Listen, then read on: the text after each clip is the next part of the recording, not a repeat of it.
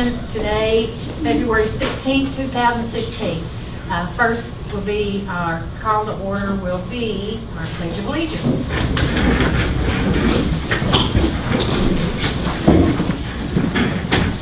I pledge allegiance to the flag of the United States of America and to the republic for which it stands, one nation, under God, indivisible, with liberty and justice for all.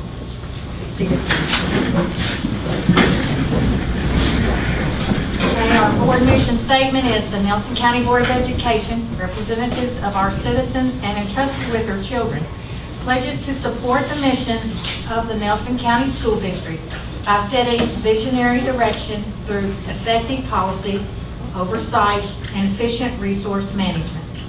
Our vision statement is quality education now, learning for life. Dr. Ray, any changes to the agenda? No, ma'am, we have none. Okay, thank you.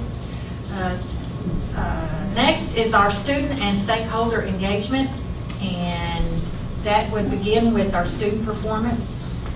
So tonight we've got some fine folks from Boston, and Miss Pam Johnson is going to do the introductions. Miss Cole wanted you guys to know that she is at training tonight that we expect her to be at. That's the only reason she's not here. So thank you, Miss Johnson, for standing in. No If problem. you'll make some introductions, we look forward to seeing what you guys have got for us. All right, well, thank you all, and good evening. We are very fortunate at Boston to have received the Math Advancement Fund grant this year. It has allowed us to provide our students with a math interventionist, and that is Miss Sarah Burke, and she's coming in with some of our students. She provides early interventions in math as well as training for the staff that supports them in math instruction. And tonight, what we would like to show you is a demonstration of one of those highly effective strategies called number talks. And I'm just going to give this to you and let you all pass it down and you can look at it. Okay, so we're going to do our number talks. Now remember, after you figure out your problem mentally in your head, you're going to figure out one strategy with the thumb at your chest, 2 strategies, you got that brain turned on even more, 3 strategies, okay?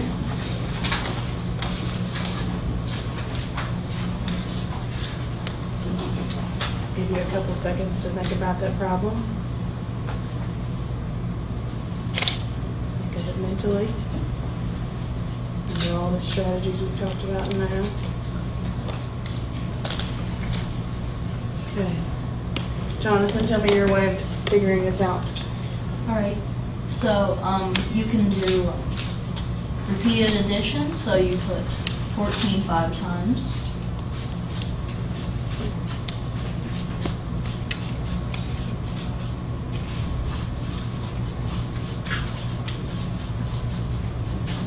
Okay, and what do I do from there?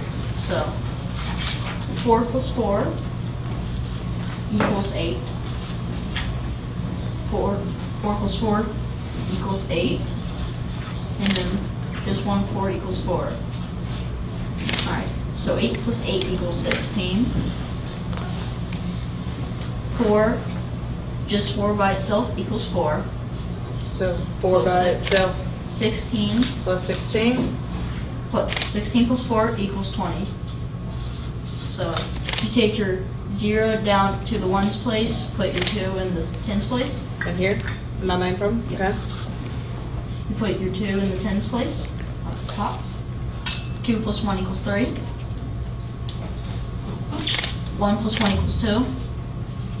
And 1 plus 1 equals 2. So 3 plus 2 equals 5. And 3, just 2 by itself is 2. So 5 plus 2 equals 7. And then you have your answer. Okay, so there's one way. Anybody got another way? Fran, what do you got?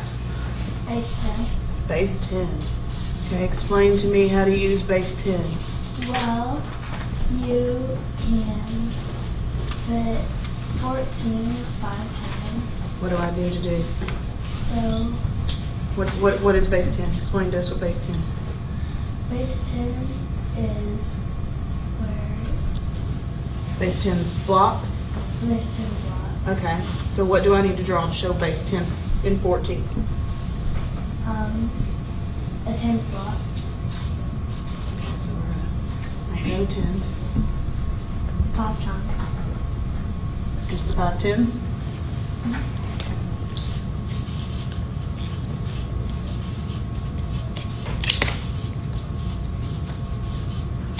Okay, And then 4 and 1. so 14, like this? Is that what you're talking about? 5 chunks. Yes. Okay.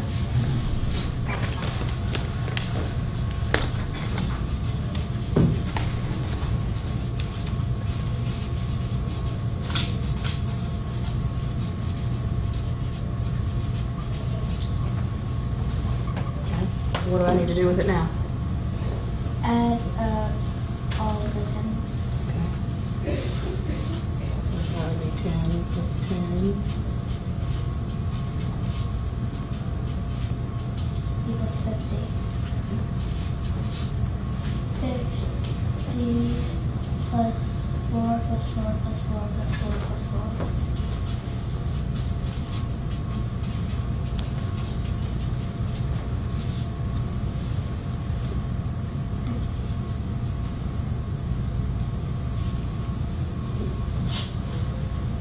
So 50 under.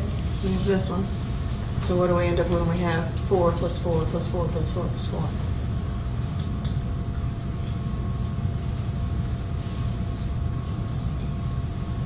Six, 20. Okay, so you said this was 16, just the 4 more. 20. So now what do I do with those? You add 50 again.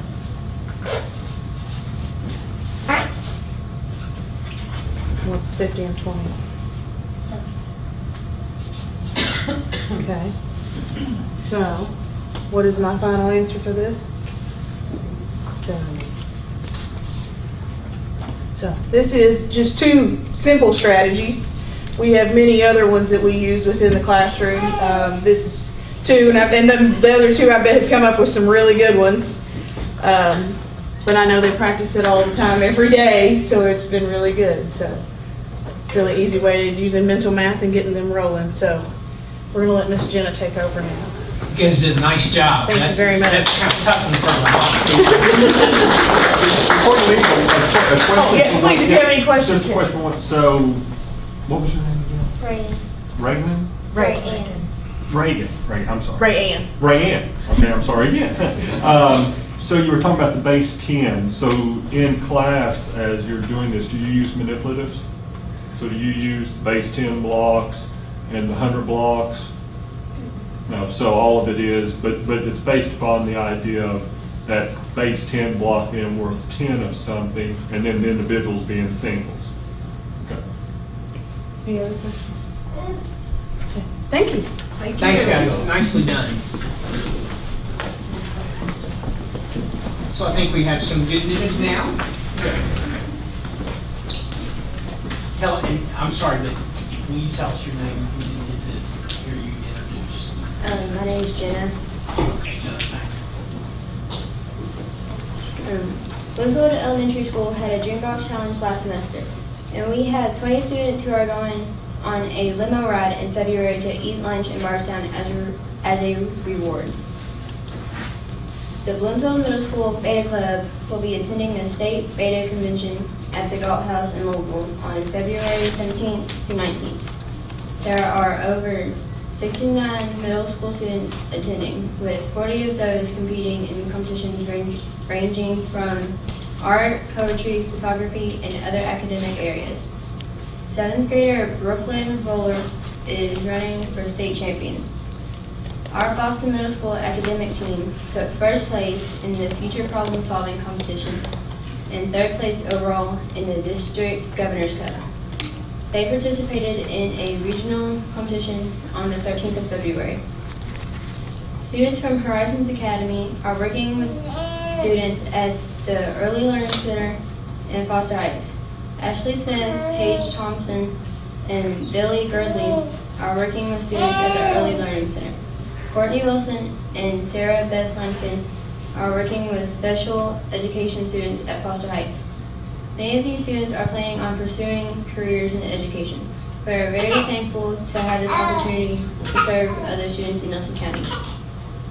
The Learning Center has partnered with PNC Bank to have volunteers come and read to the classrooms.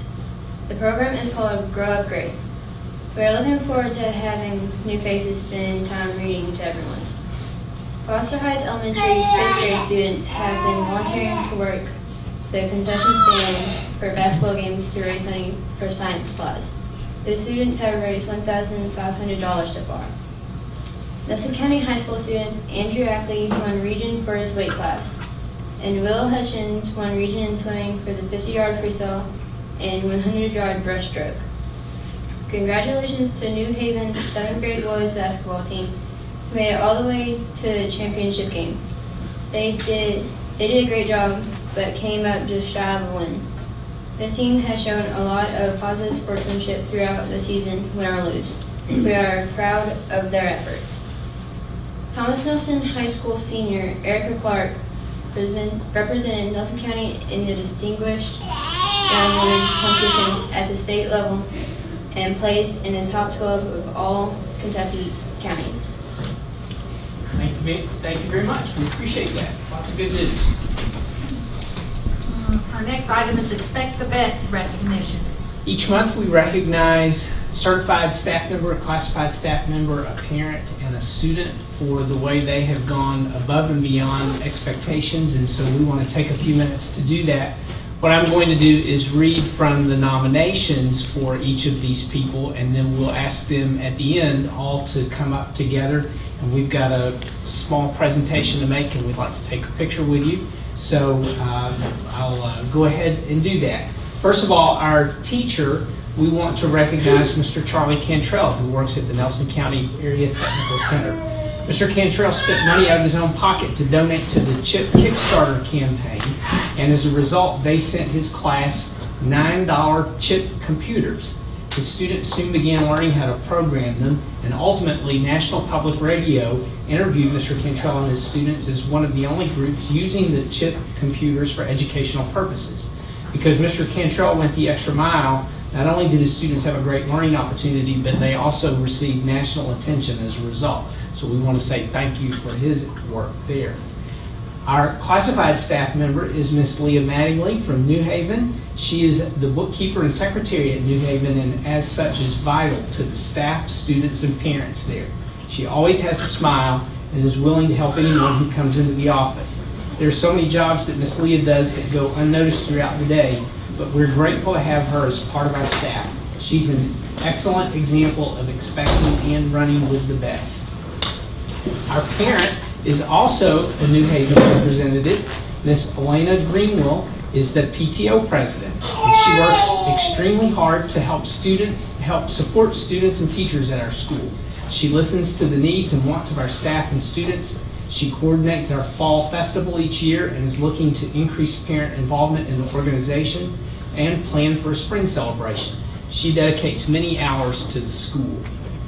And then our student this month is from Foster Heights, and Miss Alyssa Kirshner demonstrates excellent leadership skills. She goes above and beyond academically and socially.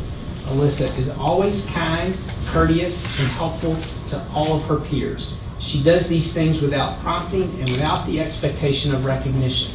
Alyssa thrives when given leadership opportunities, and we're glad to get to recognize her, even though that's not what she maybe expects. So if you all will come, we'd like to come down with you and make a presentation and take a picture.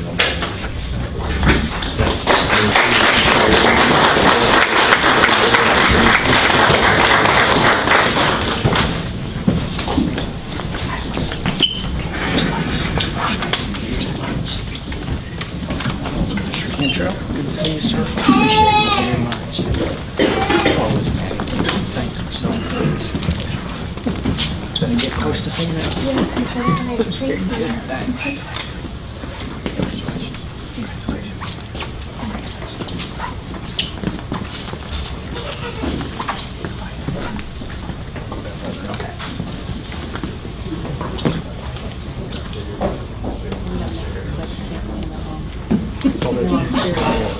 Okay.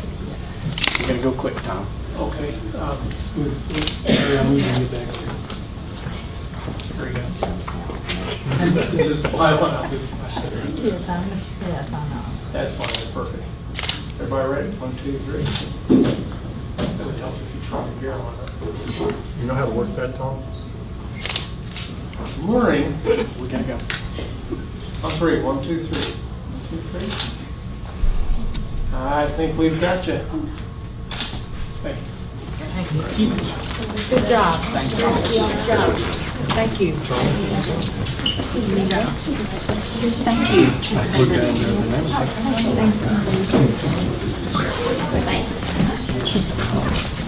Thank you, sir. Thank you. Good job, Charlie.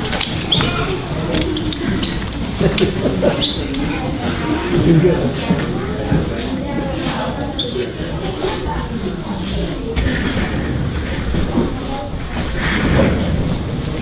I love when you do this. That's one of my favorite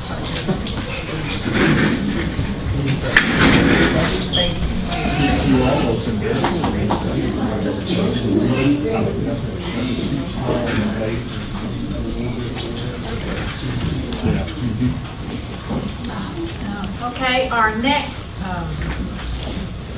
part of the agenda is operations consent agenda. This included, we always get a packet or get this information sent to us, so board members can look over the following items.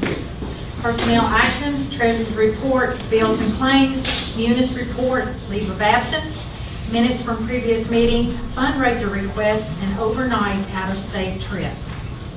Do I hear a motion to accept this? Motion. Okay, motion was made by Mr. Jackie. Second? A second by Mr. Pate. All in favor? Aye. All opposed? Carried. Okay. Our next item, efficient resource management, which Mr. Hawkinsmith is the SFCC construction offer of assistance. Come on down. Good evening. Every 2 years, even numbered years, during the same year the legislature meets in regular session, we receive an offer of assistance funded by the legislature through the School Facilities Construction Commission. Years ago, that we would receive an offer about later in the year as a result of the recently adopted state budget. I guess it was about 8 years ago, I think it might have been 2008, state finances were pretty rough shape, and the legislature elected to approve bonds through SFCC for offers to school districts, but delayed by 2 years you being able to sell those bonds. So now, this session, they're in the 2016 regular session of the legislature, they will hopefully approve an offer of assistance for the sale of bonds for school construction during this session, and in 2 years, we'll be able to sell bonds. We'll receive an offer and be able to sell bonds as a result of their action during the 2016 session.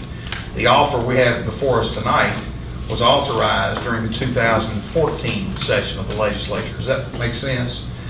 We do have an offer in the amount of $21,439. There's not a matching requirement like we have with the technology offers of assistance from SFCC.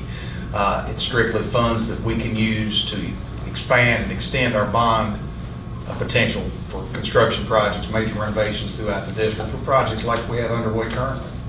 $21,439 is on the table with your approval and would be available to the district to bond anytime after July 1st of this year, and that figure will bond anywhere from $250,000 to $300,000. Usually it's a multiplier of around 12 you can apply to that number, and that's what we could sell in bonds, and with that being the amount to make annual debt payments from. Just to give you an idea of how things have gone, 10 years ago, 15 years ago, those offers would have funded $1 million to $2 million projects in a district like Nelson County. Now they're funding $250,000. It's just the reality. there's less money for these offers. So we receive smaller offers as a result. But we do at least have one, and it will add to our bond potential going forward after July. We won't be using this to fund the projects that you've been talking about recently. We do expect to come back to you on the night of the first board meeting in March, 2 weeks from Thursday, I believe. And that night, we will hopefully be presenting bids for you to approve from Thomas Nelson Phase 3, revised BG1s from the ELC project and Thomas Nelson. And we'll ask you to approve a bond sale that night, but these dollars will be in reserve. They'll be available to us after July 1st and will be used for a future project. Mr. Salzman is in the audience tonight. I will just tell you, I know it's not technically what I'm talking about, but I'll share with you. He's here.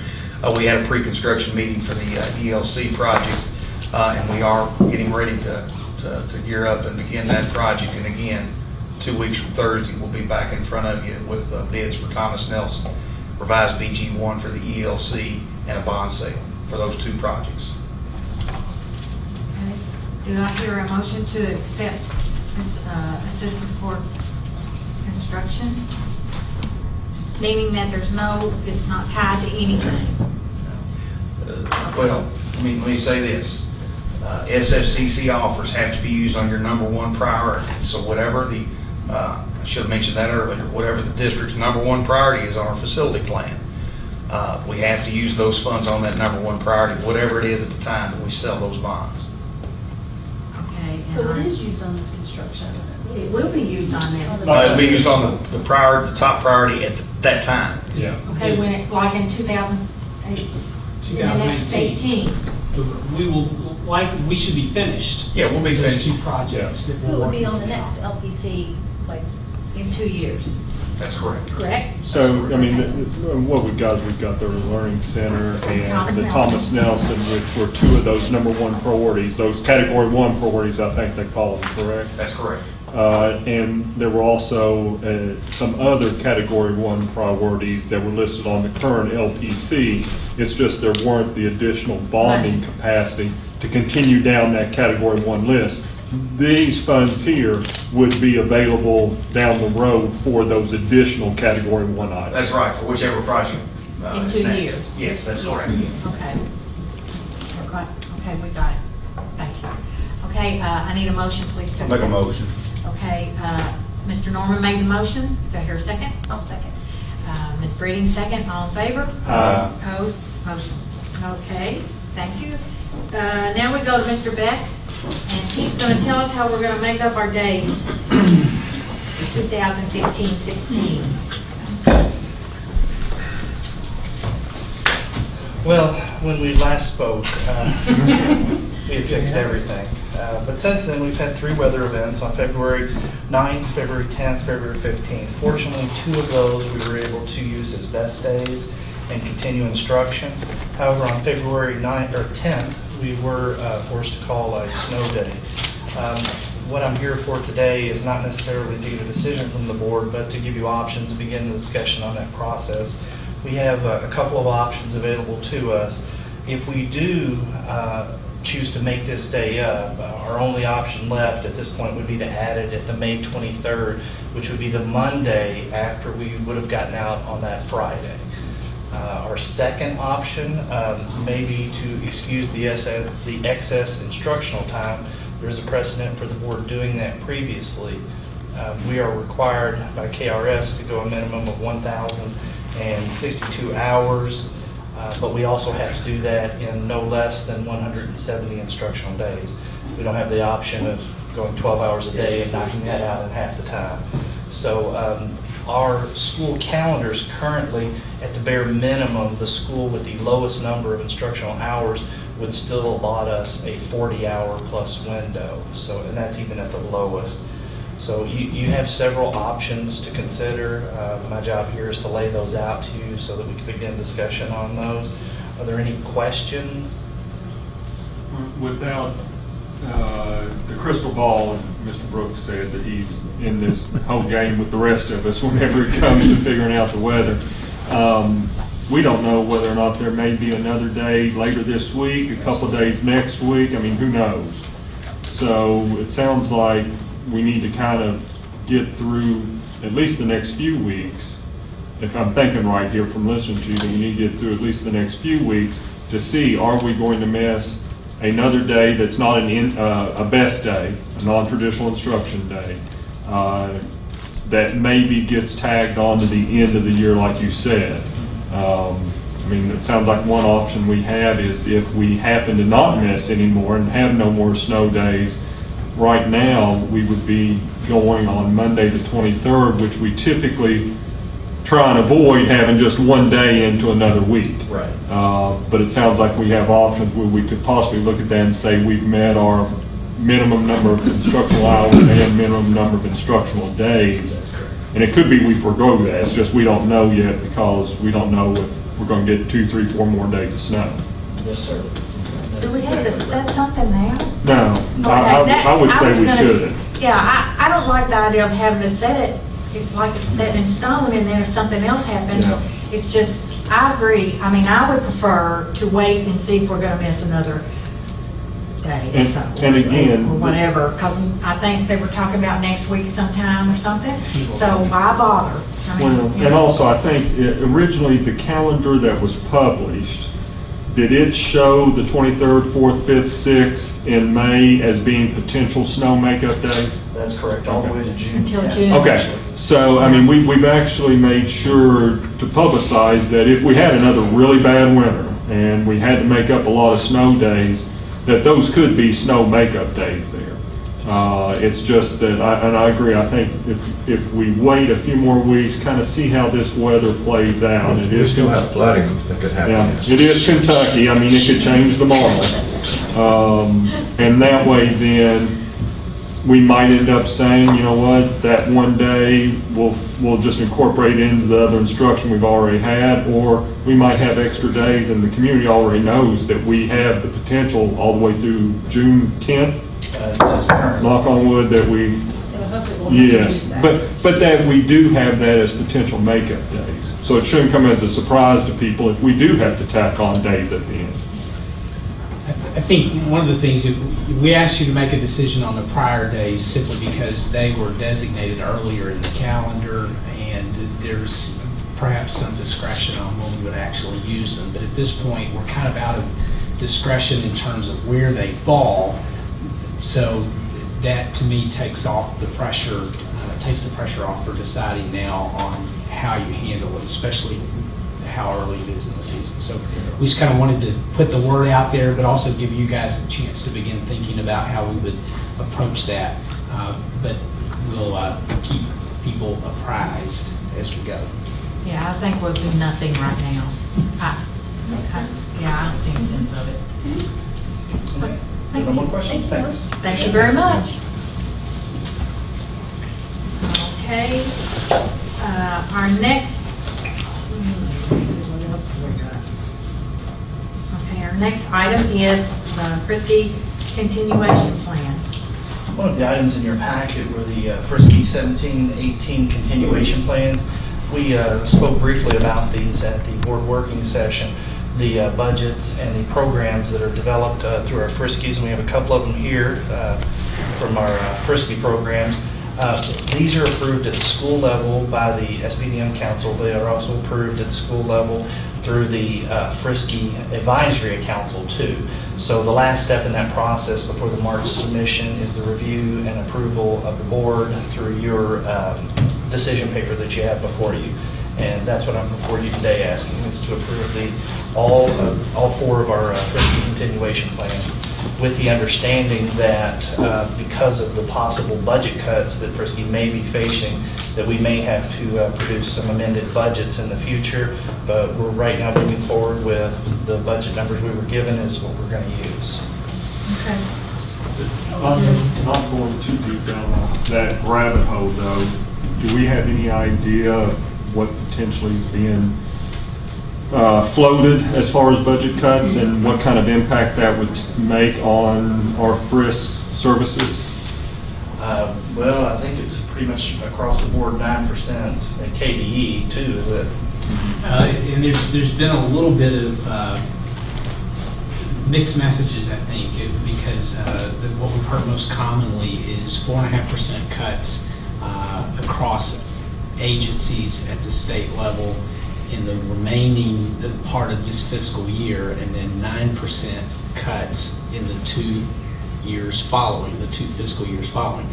We've gotten some information that suggests that interpretation of the governor's budget is not what was intended, that nobody's followed up to provide real clarity on that point. So those would be significant cuts, and we would expect those to impact Frisky units if that were to be the correct interpretation. But I think at this point, we're really kind of at the mercy of the folks in Frankfurt to give us the specificity, and then we'll adjust from there. And I think the way we're staffed and the way we operate could potentially lead to some cuts in hours, but I think that's just part of what we have to be prepared for. Well, I mean, I know that I think there's been some cuts over the past years. I mean, Frisks are not funded at the level that they were 5 years, 10 years, definitely 23 years ago, or whenever it first came into existence. And, it sounds like if it's 10% cuts, I was just kind of glancing through some of them. You're talking about it could be cuts in staff hours. And I know already that the Frisks are at a very slim, like a lot of things going on in school districts, Frisks are at a very slim margin of resources that they've got anyway. It sounds like that has the potential, again, we don't know yet, there's just been a budget proposal. The way it plays out is the House has a group, the Senate has a group, they all get in a room somewhere and fight it out. So we don't really know what the final ending will be, but it does sound like there is a potential to have a pretty negative impact on Frisk as well as other services as well. On KET, where I was listening, where the governor had a representative there, and he said that what the misunderstanding was about, it's not 9% in one time. It's 4.5% next year. Then they planned on skipping a year, then 2 other 4s, and that's where we get the 9. And he said that's a misnomer there. But yet the committee, or else Governor Bevins wanted to have a blank slate on cuts and leave it to committee. And they're going, no, you need to tell us exactly what we're going to do. So, okay. So then this here would be based upon, if I remember right, a status quo as far as funding. Right, okay. Well, there actually have been some changes made in anticipation of some cuts. We feel strongly that there will be some, but we've not gone that far yet. How deep would it be? Right, Okay. that's correct. And you won't know that until they pass Yes, ma'am, that's whatever they're going to pass. Okay. I'll make a motion. Okay, Mr. Pates made the motion to the continuation plan. Do I hear a second? Second. Okay, Mr. Norman? Okay, Mr. Norman, second, all in favor? Aye. Opposed? Okay, motion carried. Thank you, Mr. Becker. Okay, next will be the student and stakeholder engagement. Guest comments. Any person wishing to address the board may do so by following these rules. Individuals representing themselves are limited to 3 minutes. Individuals representing a group are limited to 5 minutes. Please step into the microphone, state your name and address, and if you represent a group, state the name of the group you are representing. Do we have any comments? Okay. That being said, I made a motion to... Motion. Okay, Mr. Second. Okay. We're sorry. Second. That's okay. All in favor? Aye. Okay, there you go. Do we convene to executive session? No, ma'am. Okay. Good night. Thank you. Don't plan.